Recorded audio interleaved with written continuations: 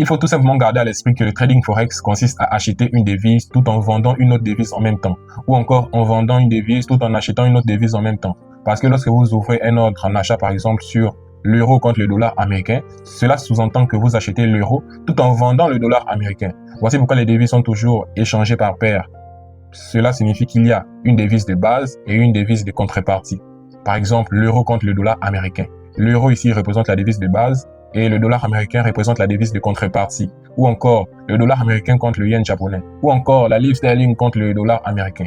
Alors, vous vous poserez certainement la question de savoir quels sont les différents acteurs du marché du forex. Vous devez tout simplement garder à l'esprit que les banques centrales représentent les premiers acteurs du marché du forex. Pourquoi? Tout simplement parce qu'elles contribuent à la stabilité de leurs différentes devises. Ensuite, nous avons les banques commerciales qui effectuent des transactions pour leurs clients et ils promettent certainement un rendement de 10% l'année, ou 3%, ou 10%, ou 15%, cela dépend d'eux. Ensuite, nous avons les courtiers qui fournissent des services de trading aux investisseurs et prennent en charge les transactions.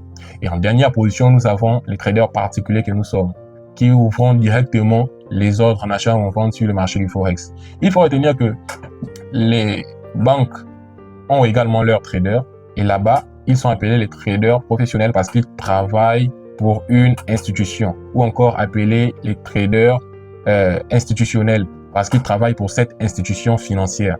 Là-bas, eux, ils travaillent avec cet argent des investisseurs pour pouvoir avoir un rendement annuel. Eux, ils prennent leur part et l'investisseur prend ce qui a déjà été prévu depuis le début. Si c'était 10%, il prend ces 10% et il va.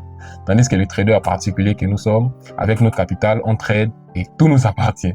Mais effectivement, le capital n'est pas le même. Hein. Un trader institutionnel a un capital d'environ 1 milliard, 2 milliards de dollars. Donc, ça dépend de l'institution financière. Donc, c'est un peu ça. Pour toutes ces informations substantielles en trading forex, vous n'avez qu'une chose à faire, de vous abonner et d'activer la cloche de notification pour ne rien rater de toutes ces informations qui vont être véhiculées ici. On se dit à très bientôt. Ciao, ciao.